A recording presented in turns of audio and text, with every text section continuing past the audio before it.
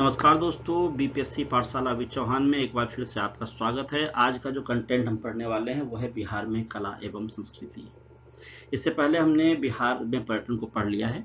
कला एवं संस्कृति में भी थोड़ा सा आधे घंटे के आसपास का वीडियो होगा। देखिए, मैं वीडियो इतना छोटा नहीं कर सकता कि आपको कंटेंट ही ना मिले, और मैंने जो वादा किया है कि प्री और मेंस की तैयारी एक ही जगह पे होगी, तो आधा घंटा पढ़ने के बाद आपको प्री और मेंस से कहीं से कोई भी प्रश्न आएगा वो नहीं छूटेगा, ऐसा गारंटी है मेरा। तो आप चैनल को सब्सक्राइब कीजिए, बीपीएससी पाठशाला विद चौहान को दोस्तों से, फैमिली में और लोगों से शेयर कीजिए और चैनल को ज़्यादा फैलाइए। इससे मुझे मोटिवेशन मिलेगा, सब्सक्राइबर बढ़ेंगे तो मुझे अच्छा लगता है, और कोई बात नहीं है। और बिहार में कला संस्कृति पर अब चर्चा करते हैं बिना समय गंवाए, और देखते हैं हमें इसमें क्या पढ़ना है। तो बिहार में कला एवं संस्कृति, तो हम पहले वास्तुकला पढ़ेंगे, जिसे स्थापत्य कला भी लिखते हैं कहीं कहीं। चित्रकला पढ़ेंगे, संगीत कला, जो बिहार के प्रमुख लोक नृत्य और नाटक हैं उसको पढ़ लेंगे, जो प्रमुख पर्व त्योहार है उसको पढ़ेंगे, और जो मेला होता है, मेले जो होते हैं कुछ प्रमुख, उसको पढ़ लेंगे। तो आइए एक एक करके विस्तार से पढ़ते हैं, एक एक टॉपिक को कंप्लीट करते हैं। तो सबसे पहले हम बिहार में वास्तुकला स्थापत्य कला की बात कर लेते हैं। तो इसको ना 2-4 भागों में बांट के मैंने डाला यहाँ पर। सबसे पहले है बिहार में मौर्यकालीन कला। तो पाटलिपुत्र का राजमहल की बात करते हैं। मौर्यकालीन कला का जो उदाहरण है ये कुम्हरार में है। पटना के कुम्हरार में खुदाई के दौरान एक 80 स्तंभ वाला विशाल हॉल के अवशेष मिले हैं, जिसे मेगास्थनीज ने शानदार बताया था, और ये लकड़ी का बना हुआ है। ठीक है। अशोक के स्तंभ की बात करते हैं, जो मौर्यकालीन कला का उदाहरण है। तो बिहार में ही लौरिया नंदनगढ़, लौरिया अरेराज और रामपुरवा, जो पश्चिम चंपारण में है, वहां पे अशोक के अखंड स्तंभ पाए गए हैं, जो अत्यंत चमकदार पॉलिश के लिए प्रसिद्ध हैं। दीदारगंज में जो यक्षिणी की मूर्ति मिली है उसके बारे में बात करते हैं, जो कि अब संग्रहालय में है पटना के। तो पटना के दीदारगंज से प्राप्त यक्षी की प्रतिमा मौर्यकालीन मूर्ति कला का एक बेजोर उदाहरण है। और चौथा आता है मेन बराबर की गुफाएं। तो बराबर की गुफाएं कहाँ है? गया के पास है, बराबर की पहाड़ियों में है। चट्टानों को काट कर बनाई गई गुफाएं हैं, उसमें अलग अलग नाम गुफा, जिसमें एक सबसे महत्वपूर्ण है सुदामा गुफा, और ये आजीवक संप्रदाय जो है उसके लिए निर्मित की गई थी, जो सबसे शुरुआती रॉक कट वास्तुकला के उदाहरण है। तो इस तरह से हमने बिहार में मौर्यकालीन कला के बारे में पढ़ा। अब हम पालकालीन कला के बारे में पढ़ते हैं। चारों मेन कला के बारे में पढ़ेंगे, यूरोपियन भी पढ़ लेंगे, और उसके बाद एक और है वो पढ़ लेंगे, और उसके बाद हम जब कंप्लीट करेंगे तो उसको फिर डिटेल से आगे पढ़ के आगे जाएंगे। तो पालकालीन स्थापत्य कला की बात करें तो प्रमुख जो संरचनाएं हैं वो पाल राजाओं ने नालंदा में, विक्रमशिला में, औदंतपुरी में और सोमपुर में विशाल बौद्ध महाविहारों का निर्माण करवाया था। ये मेन है पाल कला में, विक्रमशिला और धर्मपाल वाली बात है वो। ठीक है। सामग्री की बात करें तो स्थापत्य में मुख्य रूप से पकी हुई ईंटों और काले कसौटी पत्थर, ब्लैक बेसाल्ट का प्रयोग किया गया था पालकालीन स्थापत्य कला के दौरान। कला का केंद्र कौन कौन सा है? तो गया है, नालंदा है और मुंगेर पाल कला के प्रमुख केंद्र थे, जहां से पालकालीन मूर्तियों का निर्माण हुआ है। और शैली क्या है पालकालीन स्थापत्य कला की? तो शैली है मूर्तियों में चिकनाई, नक्काशी और भव्यता। ये प्रमुख शैली है, जो वज्रयान बौद्ध धर्म को से प्रभावित थी, और वज्रयान जो था वो बौद्ध धर्म के तांत्रिक शाखा था। तो इस तरह से हमने बिहार में मौर्यकालीन कला पढ़ ली और पालकालीन स्थापत्य कला पढ़ ली। ये तो अभी हम वास्तुकला की बात कर रहे हैं, आगे और देखते हैं क्या है। तो अब 2 और है बिहार में मध्यकालीन स्थापत्य कला, जिसमें वो जो मुसलमानों के द्वारा बनाया गया था स्थापत्य कला, उसके बारे में पढ़ेंगे, इस्लामिक जो है, और उसके बाद यूरोपीय स्थापत्य कला जो अंग्रेजों के द्वारा था। तो पहले हम पढ़ लेते हैं मध्यकालीन स्थापत्य कला, इस्लाम वाला जो है। तो शेरशाह सूरी का मकबरा, उसकी बात करते हैं पहले। सासाराम में है। यह अष्टकोणीय मकबरा झील के बीच स्थित है और इंडो इस्लामिक शैली का बेहतरीन नमूना है। आपसे प्री में क्वेश्चन पूछ सकता है कि शेरशाह सूरी का मकबरा निम्न में से किस शैली का नमूना है? तो उसका आंसर है इंडो इस्लामिक शैली। हसन खान सुर का मकबरा है, सासाराम में है। ये भी शेरशाह के पिता का मकबरा है। ये इसके पिता का नाम हसन खान था, और यह सूरी वास्तुकला का प्रारंभिक उदाहरण है। मनेर शरीफ की दरगाह की बात करते हैं, ये भी पटना के आसपास है। तो मखदूम याहिया मनेरी की दरगाह है ये, जिसे छोटी दरगाह के नाम से भी जाना जाता है, और मुगल वास्तुकला का एक सुंदर उदाहरण है ये। पटना में शेरशाही मस्जिद है, जो पटना के हाजीगंज इलाके में है। यह मस्जिद शेरशाह सूरी के शासनकाल के दौरान निर्मित एक प्रमुख इस्लामी स्मारक है। रोहतास का किला की बात करते हैं, फिर से सूरवंश आ गया। तो सूर और मुगल काल के दौरान यह एक महत्वपूर्ण सामरिक किला भी था, रोहतास का किला। और जौनपुर शैली जो है, एक सरकी शैली है, उसका नाम जौनपुर शैली है। वह बिहार के पूर्व मध्यकालीन स्मारकों पर जौनपुर के सरकी शैली का ही प्रभाव देखा जाता है मध्यकालीन स्थापत्य कला के दौरान। इस तरह से हमने मध्यकालीन स्थापत्य कला को पढ़ लिया। अब बिहार में यूरोपीय स्थापत्य कला की बात करते हैं।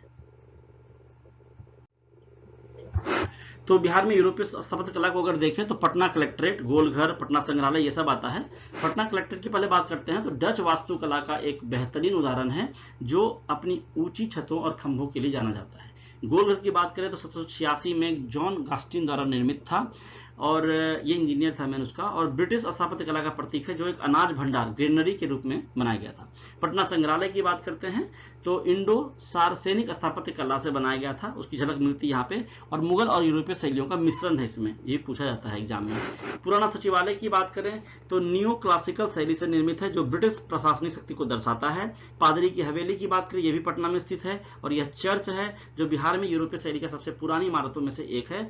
और अंत में जो यूरोपीय स्थापत्य कला है उसमें यूरोपीय शैली के बंगले और चर्च हैं जो पटना के बांकीपुर, दानापुर और मोतिहारी जैसे क्षेत्रों में अभी भी कई पुराने औपनिवेशिक बंगले और चर्च के मौजूद हैं, वहां पे हम देख सकते हैं।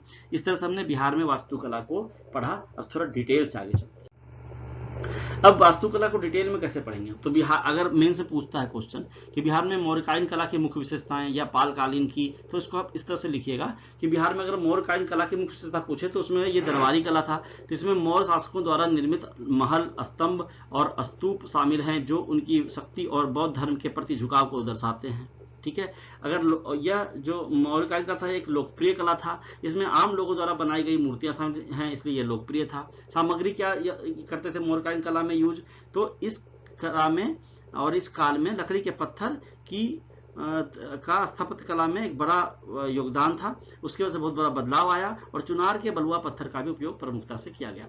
तो जो हमने अभी 4 अलग अलग कलाएं पढ़ी है ना वास्तुकला स्थापत्य कला में, जिसमें मौर्यकालीन, पालकालीन, मध्यकालीन और यूरोपीय पढ़ा है, उनकी मुख्य विशेषताओं को पढ़ लेते हैं। तो आप मेंस में आएगा तो आप आराम से जोड़ के लिख पाओगे, और प्री में तो खैर आपको कंटेंट सीधा यहीं से उठ के मिल जाएगा।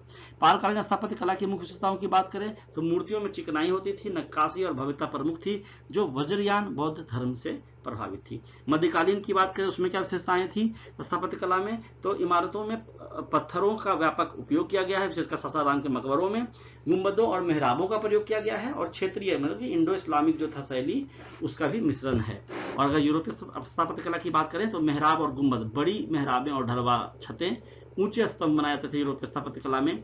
प्रवेश द्वार पर भव्य स्तंभ होता था, बरामदे चौड़े होते थे स्थानीय जलवायु के अनुसार, जिन्हें बाद में भारतीय इमारतों में भी अपनाया गया। और सामग्री क्या होती थी, पकी हुई ईंटें, चूने और का प्लास्टर और लोहे का प्रयोग। इस तरह से हमने चारों जो बिहार वास्तुकला के जो चारों कला हैं, मौर्यकालीन, पालकालीन, मध्यकालीन और यूरोपीय कला, इन सबका मुख्य विशेषता को हमने पढ़ लिया। अब आगे चलते हैं।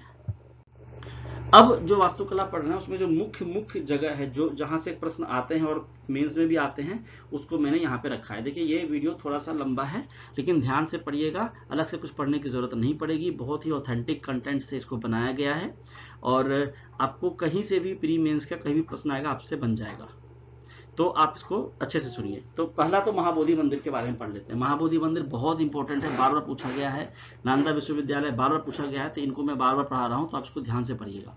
तो महाबोधि मंदिर बिहार की प्रमुख वास्तुकलाओं में से एक है। मंदिर की मुख्य दीवार औसतन 11 मीटर ऊंची है, इसकी नींव नीची है, पूर्व और उत्तर दिशा में प्रवेश द्वार है, और इस पर हंस और हनीस कल के रूपांकनों से नक्काशी की गई है। इसके ऊपर बुद्ध की मूर्तियों वाली कई छोटी छोटी अलमारियां हैं। इस स्थल की कुछ विशेषताओं में अशोक काल की झलक भी मिलती है। वर्तमान में जो संरचना दिखाई दे रही है आपको, वह 5वीं या संभवतः उससे भी पहले की शताब्दी ईस्वी की है, लेकिन 19वीं शताब्दी के बाद से इसमें कई महत्वपूर्ण मरम्मत भी कराए गए थे। लेकिन जो संरचना है वो संभवतः दूसरी शताब्दी ईस्वी के पूर्व के भी बड़े हिस्से अभी भी संरचना में शामिल है। अभी पुरानी चीजें वहां पे हैं, ऐसा नहीं सब कुछ नकली है और फिर से बनाया गया। तो ये महाबोधि मंदिर की विशेषताएं हो गई। अब वास्तुकला में नालंदा की देखते हैं। नालंदा की मेन विश्वविद्यालय की बात होगी यहाँ पे। तो स्थापत्य कला का एक अद्भुत नमूना है नालंदा विश्वविद्यालय। एक विशाल दीवार और बड़े द्वार से घिरे इस परिसर में अनेक स्तूप, कक्षाएं, ध्यान कक्ष, विहार परिसर और मंदिर थे। इसके परिसर में झीलें और पार्क भी शामिल थे। भवन निर्माण में चमकीली लाल जो ईंट है उसका प्रयोग किया गया था, जिसका प्रमाण संस्थान के उत्खनित अवशेषों से मिलता है। नालंदा का जो विशाल और समृद्ध पुस्तकालय है वो बहुत फेमस है। उन तीनों का नाम याद रखिए, रत्नसागर, रत्नरंजक और रत्नोदधि। यह 3 भवनों में स्थित था। इसकी सबसे उल्लेखनीय विशेषता यही है, और रत्नोदधि भवन जो है वो 9 मंजिला था। बख्तियार खलजी ने बेशक उसे जला दिया, लेकिन बहुत ही समृद्ध और बहुत ही भव्य था। विश्व शांति स्तूप की बात कर लेते हैं तो रत्नागिरी पहाड़ी की चोटी पर स्थित है विश्व शांति स्तूप। यह दुनिया का सबसे ऊंचा शांति स्तूप है। प्रसिद्ध बौद्ध भिक्षु निप्पोनजान मयोहोजी ने इसकी डिजाइन तैयार की थी और जापानी भिक्षु फूजी गुरुजी ने इसका निर्माण करवाया था। ये दो नाम याद रखिएगा। पूरी संरचना है वो संगमरमर से बनी है और इसके अंदर भगवान बुद्ध के जीवन के तीनों चरणों, जन्म, ज्ञान प्राप्ति, उपदेश और उनकी मृत्यु, सभी को दर्शाने वाले 4 स्वर्ण मूर्तियां हैं। चारों चरण भी बोल सकते हैं। ठीक है, आगे बढ़ते हैं। अभी भी हम बिहार के वास्तुकला में हैं तो शेरशाह सूरी का मकबरा की बात कर लेते हैं। बहुत इंपॉर्टेंट है। 1540 से 1545 के बीच में निर्माण हुआ था इसका। यह मीर मोहम्मद अलीवाल खान की वास्तुशिल्प योजना के अनुरूप बनाया गया था। यहाँ पर एक कृत्रिम झील के बीच में यह स्थित है। बलुआ पत्थर से बना यह लगभग वर्गाकार स्मारक 122 फीट ऊंचा है और इसे भारत का दूसरा ताजमहल भी माना जाता है। मुख्य मकबरा जो है वो अष्टकोणीय है। शेरशाह सूरी के मकबरा सासाराम की बात हो रही है, जिसके ऊपर 22 मीटर चौड़ा गुंबद है और इसके चारों ओर सजावटी गुंबदकार कियोस्क हैं जो पहले रंगीन चमकदार टाइलों से ढके हुए थे। सूरी वंश मकबरे के चारों ओर स्थित झील को सुल्तान वास्तुकला के अफगान चलन की उन्नति मानता था। तो यह है शेरशाह सूरी का मकबरा। अब आते हैं गोलघर के बारे में। गोलघर क्या है? गोलाघर नहीं है, गोलघर है पटना का। जॉन गॉस्टी ने डिजाइन किया था। निर्माण 20 जुलाई 1786 को पूरा हुआ था।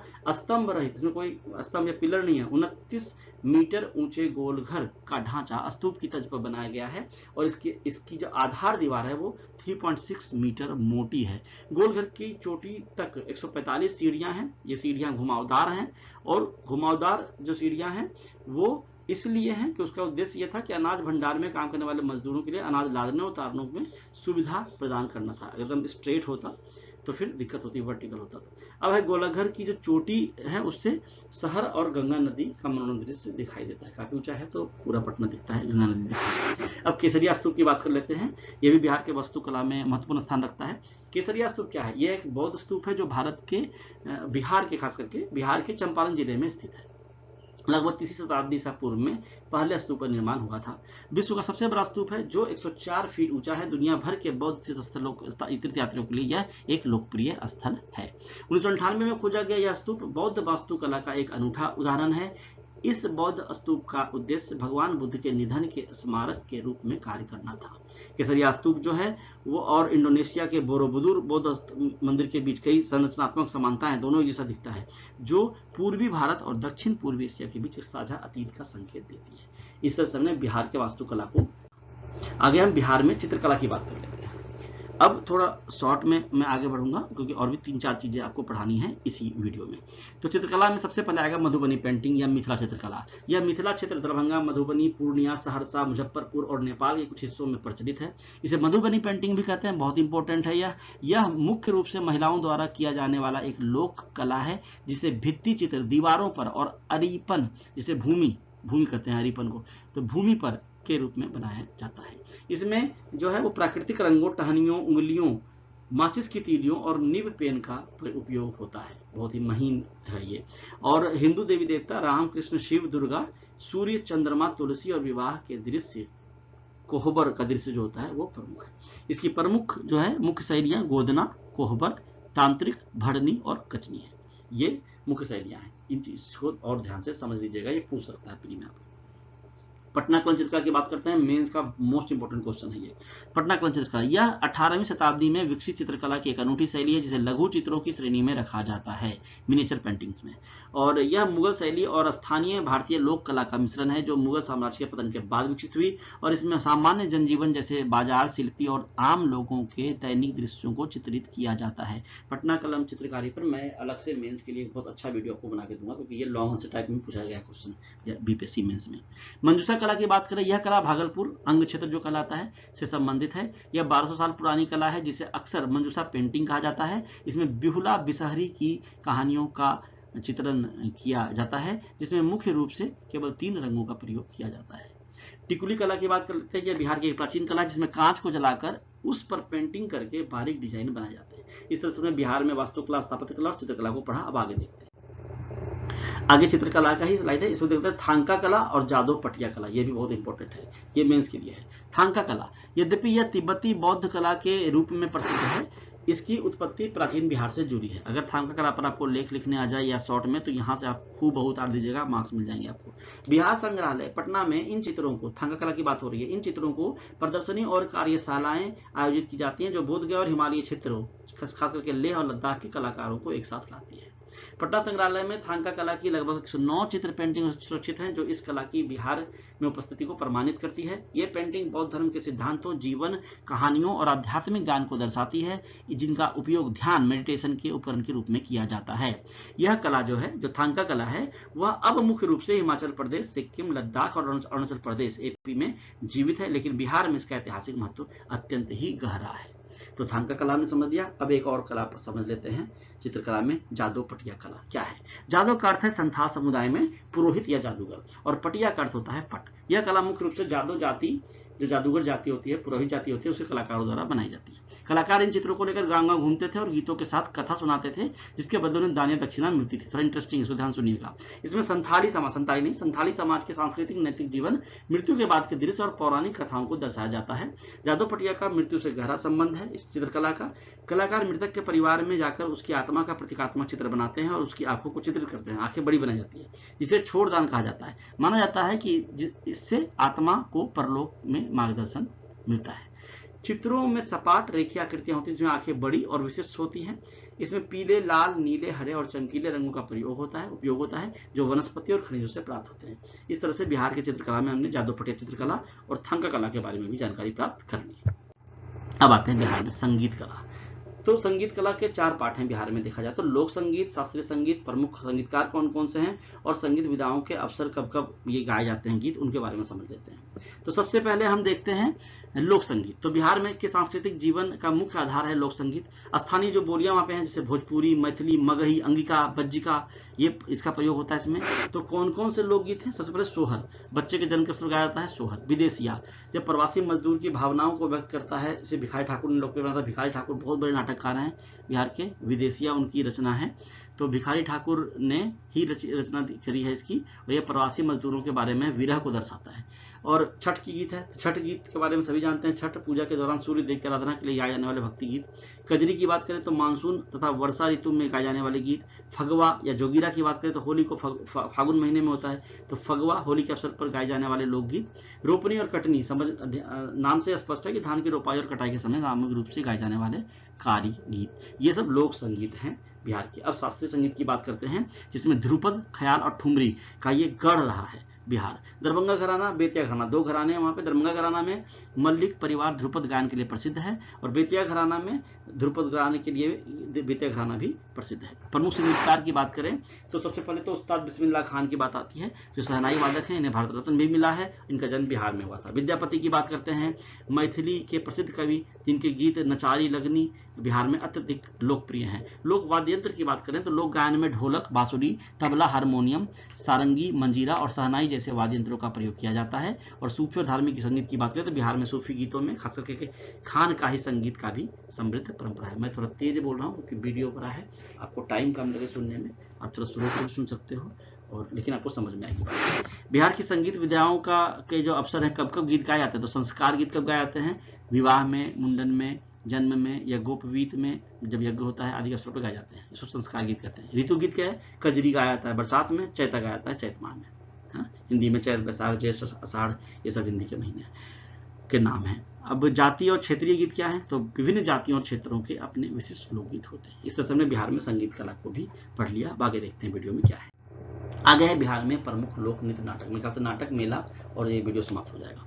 बिहार के प्रमुख लोक नृत्य नाटक की बात, सबसे पहले विदेशिया, फिर से विदेशिया आ गया। सबसे प्रसिद्ध लोक नाटक भोजपुरी क्षेत्र में प्रचलित, रचिता कौन है? भिखारी ठाकुर। यह नाटक प्रवासन, पारिवारिक अलगाव और सामाजिक मुद्दों पर आधारित है। जो लोग बाहर काम करने जाते हैं ना, तो कैसे विरह में वो जो प्रेम का विरह होता है, उस पर ये मेन रूप से है।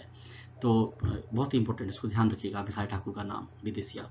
जाट जाटिन या जात जतिन, यह उत्तर बिहार विशेष करके मिथिला में किया जाने वाला एक युगल नृत्य है, जो जाट और जतिन नामक प्रेमी जोड़ों की प्रेम कहानी और वियोग को दर्शाता है। झिझिया नवरात्रि के दौरान मिथिलांचल में महिलाओं द्वारा देवी दुर्गा को प्रसन्न करने और बारिश के लिए किया जाने वाला नृत्य है झिझिया। छऊ नृत्य यह एक मुखौटा नृत्य है जो मुख्य रूप से सरायकेला झारखंड से संबंधित है, लेकिन बिहार के सीमावर्ती क्षेत्रों भागलपुर में खास करके यह प्रचलित है।